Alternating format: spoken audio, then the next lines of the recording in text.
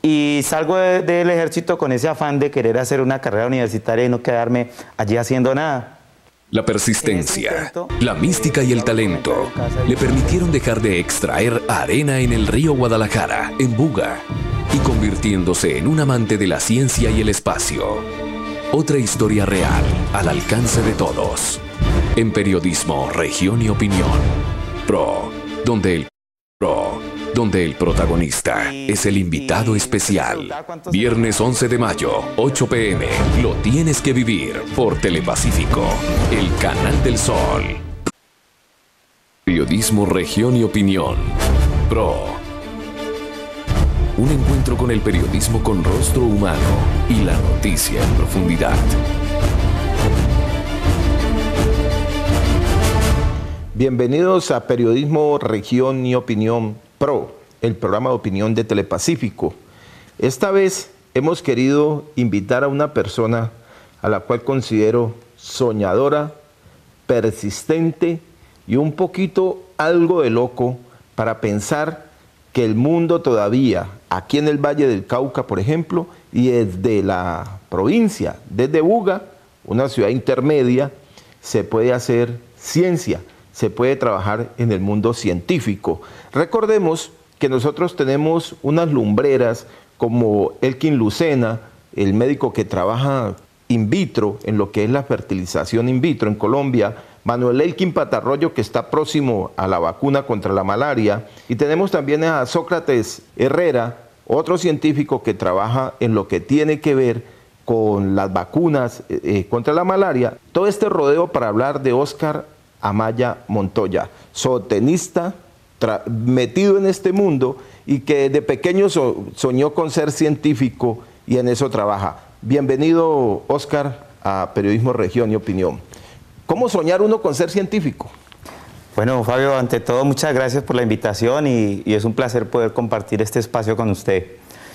Soñar con ser científico es una actividad realmente sencilla. A nosotros nos han vendido la idea que el científico es prácticamente un ser superdotado. Un iluminado. Iluminado que viene prácticamente de otro planeta diferente a los demás. Y una de las cosas que pensamos en Casa de la Ciencia de Buga es que el científico es una persona normal como cualquier otro.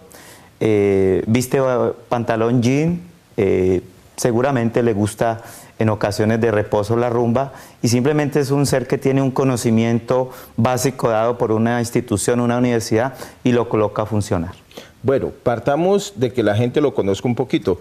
Usted en un escrito que llegó a mi correo me contaba que pensó ser médico dado que su señora madre, que en paz descanse, se mantenía muy enferma y pensó que siendo médico la puedo ayudar. Pero después, por esos cambios de la vida, no pudo dedicarse a la medicina, sino que se dedicó a estudiar otras ramas. Y le tocó sacar arena del río Guadalajara de Buga, donde a muchos jóvenes le da pena trabajar en esto. ¿Cómo fue eso de lanzarse al río, mejor dicho? Sí, la verdad es que cuando salgo del batallón, llego a mi casa con un ánimo grande, pues, de seguir una carrera universitaria. ¿Dónde prestó el servicio? Yo presté servicio en la 7ª Brigada en Villavicencio, en el Meta. Y entonces yo salgo con esas expectativas. Nosotros somos una familia bastante numerosa. Mi padre, Julio César Amaya, es padre de 18 hijos. Y en la casa, digamos que ¿Todos viven?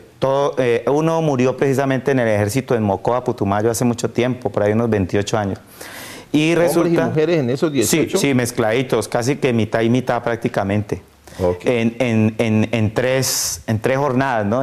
Digamos, en 3 personas diferentes. Yo pertenezco a la mitad, digamos. Y salgo del ejército con ese afán de querer hacer una carrera universitaria y no quedarme allí haciendo nada. En ese intento, pues yo hago el comentario en casa y mi padre dice: acuérdate que en casa ninguno ha ido a la universidad. Todos han aprendido sus profesiones desde lo práctico, desde lo que han podido. Y de verdad es que tenía una insistencia fuerte en querer hacer una carrera universitaria.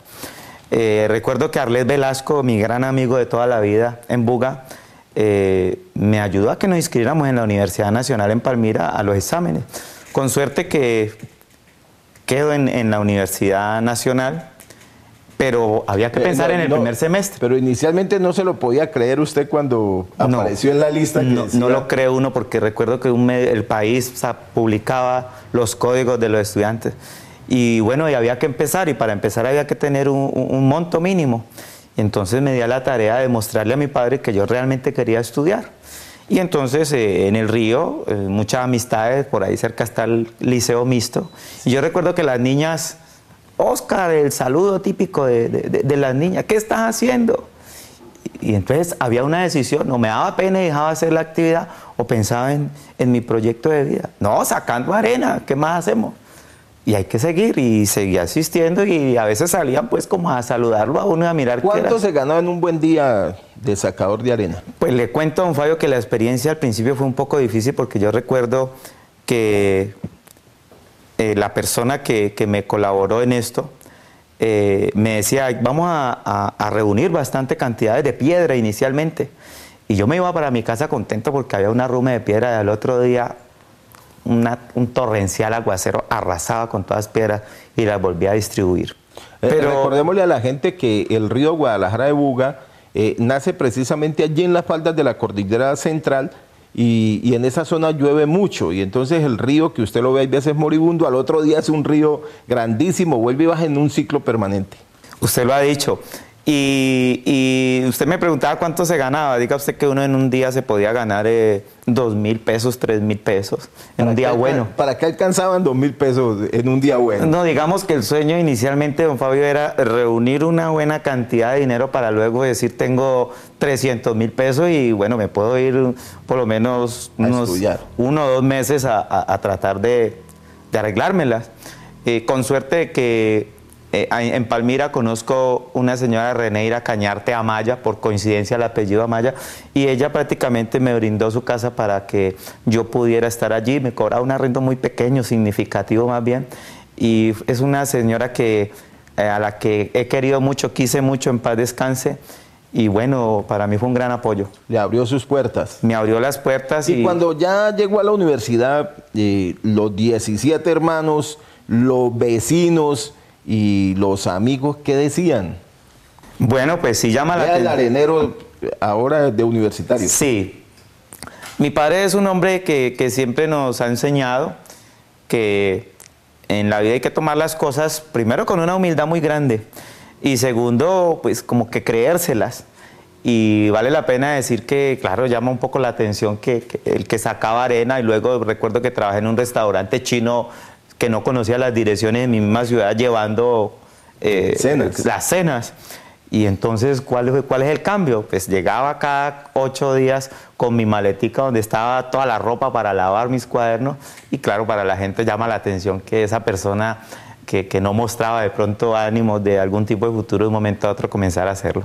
Y también le abría los ojos pues a sus amigos de que había otras formas de trabajar. Y imagínense que también eso posibilitó que muchas personas en casa, sobre todo mis hermanos muy pequeños, pensaran en eso. Hoy en día en la casa hay, diga usted, 3, 4 personas que han hecho carreras técnicas y tecnológicas, o sea que de alguna manera se abrió brecha para que mi padre dijera, hombre, esto es posible. Ya volvemos con Oscar Amaya Montoya para que conozcamos ahora sí el enamorado de la ciencia. Un encuentro con el periodismo con rostro humano y la noticia en profundidad. Pro, su cita. ¿Cómo? ¿Con Clasificados Telepacífico mis productos, servicios o eventos pueden promocionarse en televisión así de barato? Sí, desde solo 24.960 pesos puedes pautar en el mejor canal regional del país. Impacta a diversos públicos en distintos horarios y genera ventas reales y recordación de marca gracias a la alta frecuencia de emisiones. Ah, y además la elaboración del clasificado es gratis. ¿Qué esperas? No pierdas más clientes y ventas efectivas. Telepacífico, el canal del sol. Periodismo, región y opinión. Pro. Un encuentro con el periodismo con rostro humano y la noticia en profundidad. Regresamos a Periodismo, Región y Opinión con un ejemplo que quise traerle a ustedes porque es lo que puede hacer uno cuando realmente quiere salir adelante. Óscar Amaya Montoya sacaba arena cuando niño, como él mismo nos lo contaba, después se abrió paso hacia la universidad y se graduó de zootenista. Y título en mano, ¿qué pensó? Bueno, cuando yo estudio zootecnia en la Universidad Nacional, me enfrento a una ambivalencia muy grande, ¿no? Porque además de zootecnista, tengo un alma que seguramente lo tienen todas las personas que me escuchan, un alma ambientalista. Ajá. Y entonces me pongo a pensar que coger tantos animales, reunirlos en espacios tan pequeños y colocarlos a producir, no iba como con los principios éticos que yo tenía como ser humano. Pero entonces sí pensé que los conocimientos que me había brindado la universidad debían de aprovecharse. Ese tiempo no podía ser perdido. Tengo la posibilidad de conocer al doctor Jorge Durán Castro en Buga, creador de la empresa Grasas, sí, y creador de una entidad llamada Zenboc. Allí presento una entrevista con él y él me contrata como coordinador del área científica de Zenboc. Y entonces comienzo a dinamizar una actividad científica en la ciudad de Buga considerando y conformando clubes de ciencia, clubes de astronomía, clubes ecológicos, y un trabajo muy interesante que me ha permitido Buga hacer, crear y realizar eventos como ferias de la ciencia que se habían perdido en la ciudad. Y creo pues que eso fue muy importante porque nos dio a conocer. Ajá. Pero antes de irnos allá, ya ese mundo que usted se mueve ahora, les quiero contar que su tesis de grado tuvo que ver con que las tilapias cambiaran de sexo para mejorar la reproducción. ¿Y cómo fue esa tesis? Bueno, la tesis de grado en la universidad consistió en, por medio de una hormona que se llama 17-alfa-metiltestosterona, dárselas como alimento. 17-alfa-metiltestosterona. Eso permitía que los animales antes del mes de vida, que ya tenían un sexo determinado, o las tilapias son hembras o son machos, sí lograran hacer unos cambios en su morfología, en su forma y sobre todo en su crecimiento.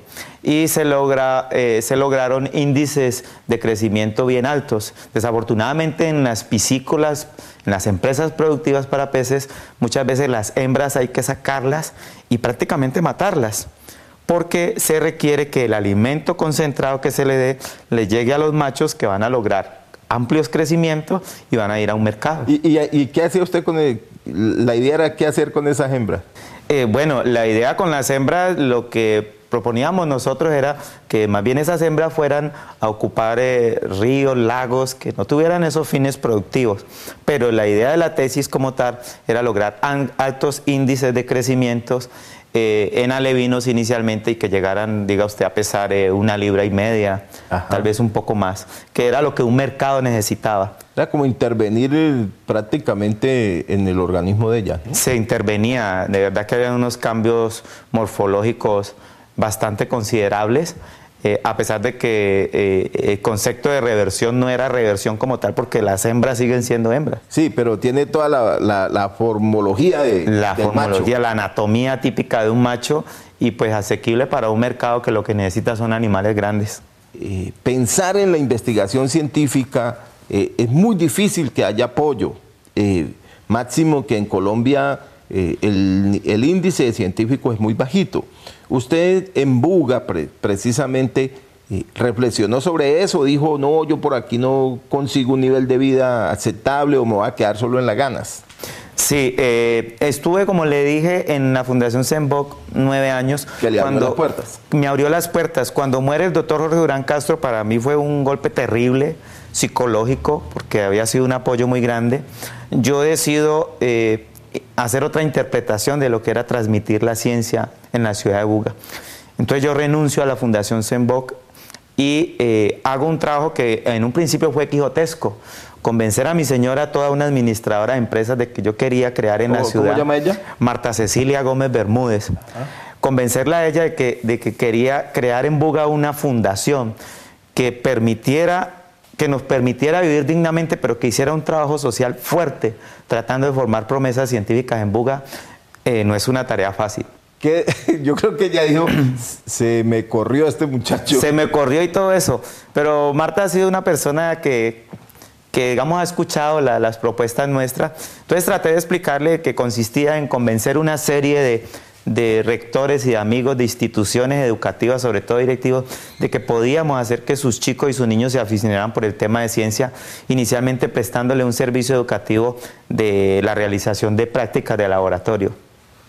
Pero que en ese trabajo podíamos interferir en que los chicos, los niños y los jóvenes pensaran en ser científicos. Y hoy en Buga tengo que decir con mucho placer que muchos de estos jóvenes que han pertenecido a la Casa de la Ciencia, a sus programas de laboratorio, a los programas CIBE, Centro de Investigaciones Bioecológicas, Clubes de Ciencia y Astronomía, hoy en día son promesas científicas del país.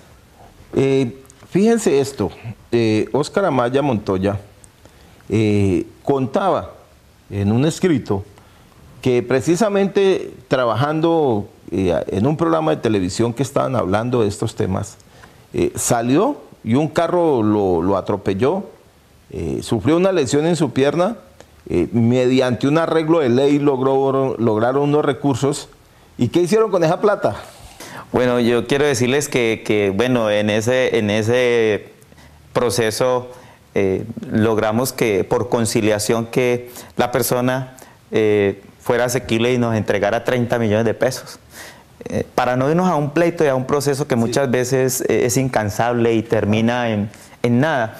Entonces lo adquirimos y recuerdo que un amigo me decía, te tengo que hacer con esos 30 millones de pesos. Un señor se va para España y tiene un apartamento y lo quiere vender en lo que le den. Listo. Otro le dijo, te tengo el carro. Te tengo el carro. Y finalmente yo tomé la decisión, por supuesto con mi señora, la mano derecha nuestra, de mejorar la locatividad llamada Fundación Casa de la Ciencia. Esa es una casa que compramos. La ramadita que había primero y sí, a meterle los 30 millones. Esa fue una casa que compramos. Quiero decirles que para comprarla vendimos nuestro apartamento y nuestro carro, nuestro vehículo de transporte. Pero entonces quisimos comprar una casa amplia para nosotros, de 33 metros de fondo por 10 metros de ancho, y allí comenzamos a crear, ¿no? Aquí queda el laboratorio, aquí va a quedar la sesión de astronomía, aquí la sala de la vida, bueno, y así fuimos pensándolo. Con esos 30 millones de pesos se resolvió el problema, porque pudimos hacer las divisiones que queríamos y hacer de la Casa de la Ciencia un lugar agradable, con un piso cómodo, que los niños llegaran y vieran una institución completamente diferente al servicio de ellos.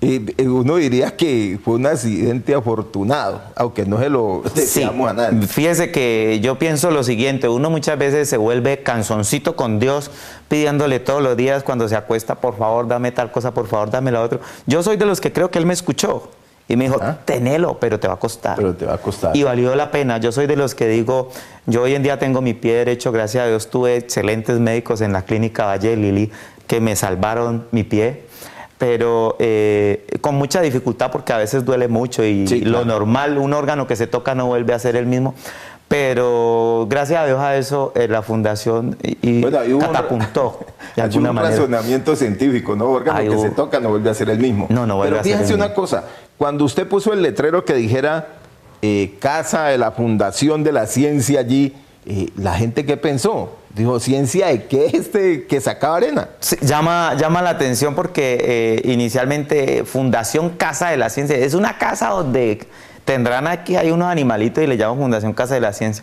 Pero cuando los rectores de los colegios nos visitaron y comenzaron a ver que era un laboratorio donde se podían realizar más de 120 prácticas de laboratorio y entender que no tenía que ser una cosa llena de un poco de instrumentos, sino unos elementos muy bien organizados y estratégicamente analizados qué prácticas de biología, química y física, incluyendo astronomía, se podían realizar, pues la gente comenzó a ver de que esto era otro cuento, además adornada, además con una serie de piezas, insectos, diga usted, 15 insectarios que Arles Velasco, el amigo del que les hablo, me obsequió. Entonces la gente comenzó a ver otras cosas, cráneos de animales, cráneo de tigre, de serpiente cascabel, diga usted, más de 300 organismos, insectos disecados y clasificados sistemáticamente. Entonces la gente vio otra cosa allí.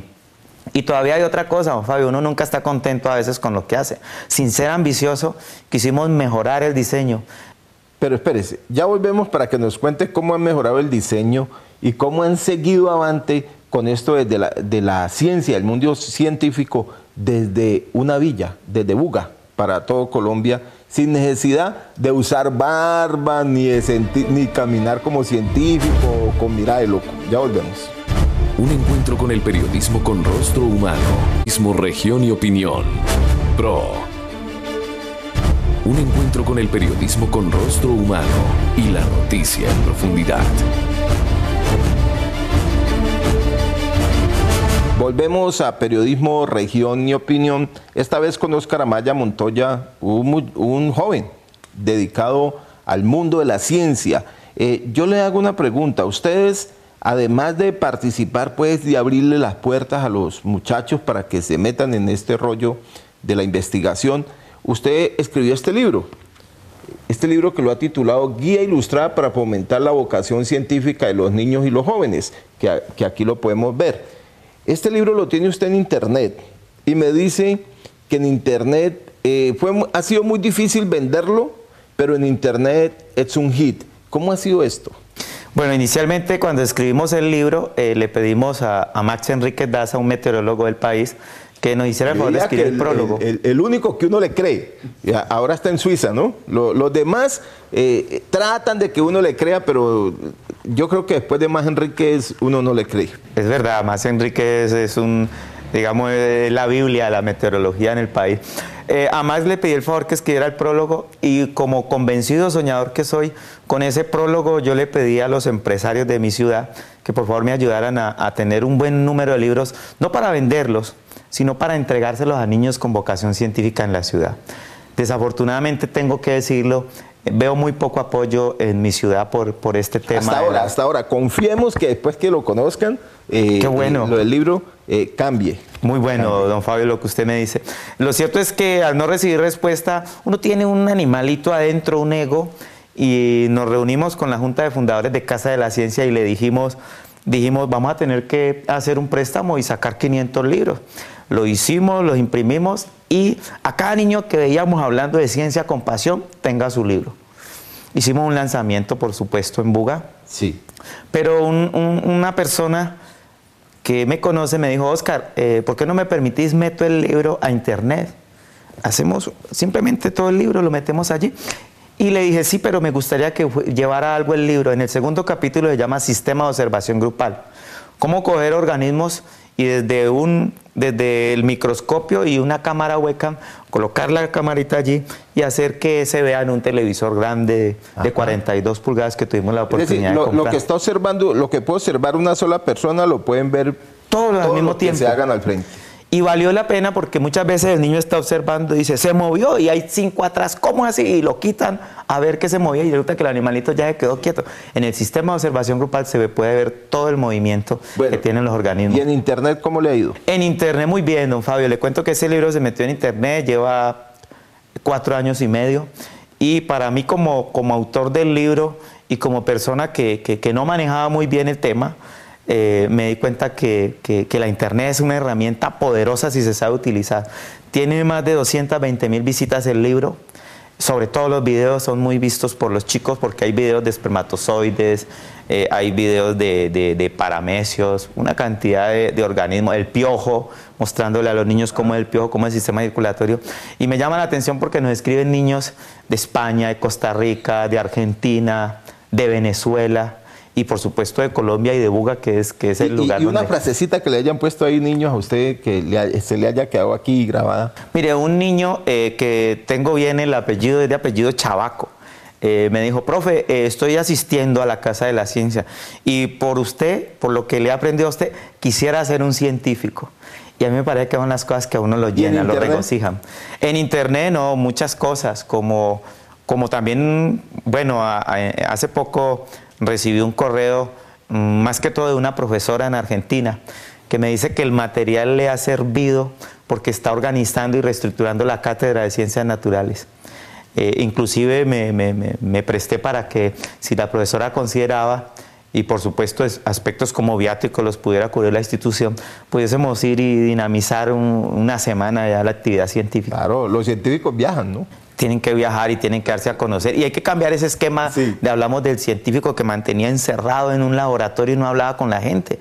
El científico hoy en día, hoy más que nunca, tiene que ser popular, y le voy a decir por qué. Porque quienes nos dedicamos a divulgar la ciencia, a veces podemos cometer el error de malinterpretar lo que el científico escribió. Entonces debe ser el científico en carne propia quien diga qué es lo que quiere decir, pero bajar todo eso a un nivel humano, en unas palabras que todo el mundo las pueda entender.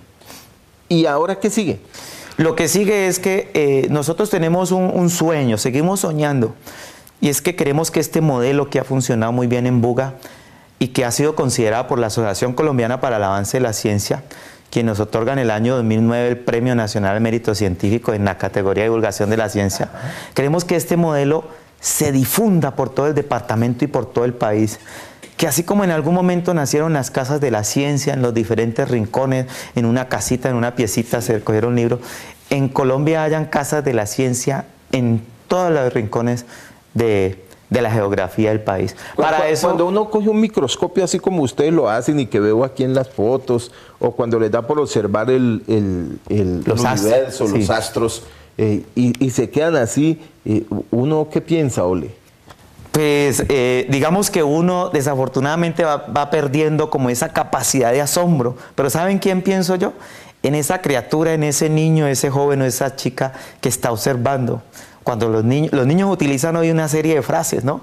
Ayer tuve la oportunidad de ver a Venus con más o menos unos 100 padres de familia que asistieron a la Fundación Casa de la Ciencia. A una observación. A una observación. Nosotros hemos logrado con el tiempo... Bueno, ¿y cuando vio a Venus? Yo ya lo había visto, pero los niños, ¡uy! Y una cantidad de frases que utilizan los niños hoy en día que aquí no se pueden pronunciar porque es producto de su asombro. Venus se ve como el Sol si se partiera por la mitad. Bueno, algunos han visto, haga de cuenta la Luna que tuviera una forma muy brillante de color amarillo si se partiera por la mitad.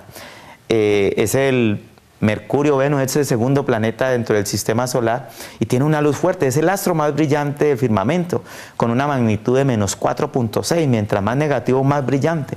Entonces los niños son los más sorprendidos. Y los padres de familia, porque hay padres de familia que le dicen, ayer me decía un padre, tengo 48 años y nunca había visto por un telescopio. Y para uno es grato porque hay un concepto grande que tenemos que trabajar, ciencia y sociedad.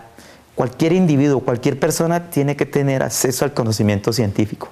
¿Qué es lo más pequeño que ustedes han observado en sus microscopios?